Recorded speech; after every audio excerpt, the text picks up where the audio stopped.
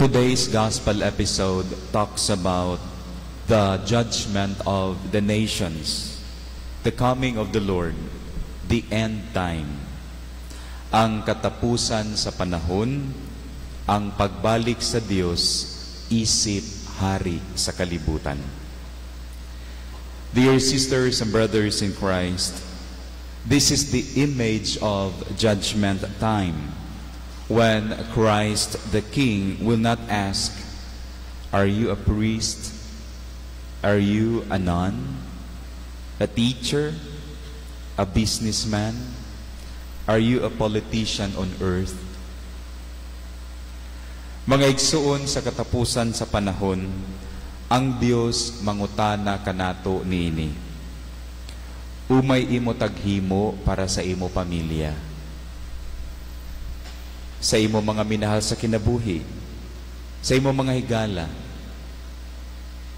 sa kalibutan umay imo taghimo sa imo mga trabahante, sa imo mga kontra, umay imo taghimo sa imo isig katao sa kalibutan.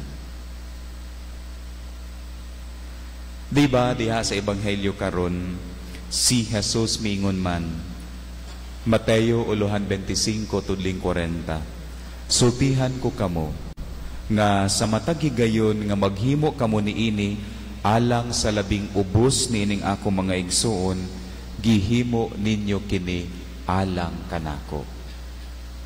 Matthew 25:40, "Whatever you did for one of these least brothers of mine, you did for me."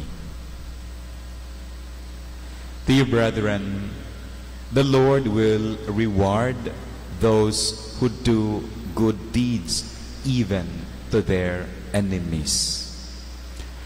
Sanan sa mga tao ang Ginoo usab muhatag ng silot ngadto sa mga tao nga nagbuhat sa dili angay pagabuhaton, at ang tawag nato na the sin of commission. Sanan sa mga tao na waya maghimo sa angayan pagabuhaton, ang tagtawag nato na sin of omission.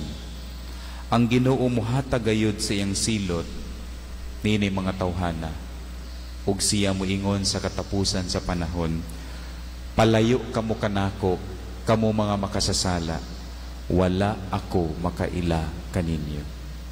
Depart from me, you evildoers, I do not know you." Sa katapusan, mga igsuon, nindot kini nga pahinumdum alang kanatong tanan, nining pagsugod nato sa panahon sa Kwaresma. Makita unta diha sa atong mga maayong buhat ang atong mga gipamulong.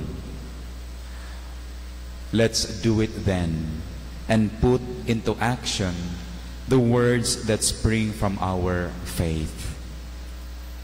And by doing so, may God bless us all. Amen.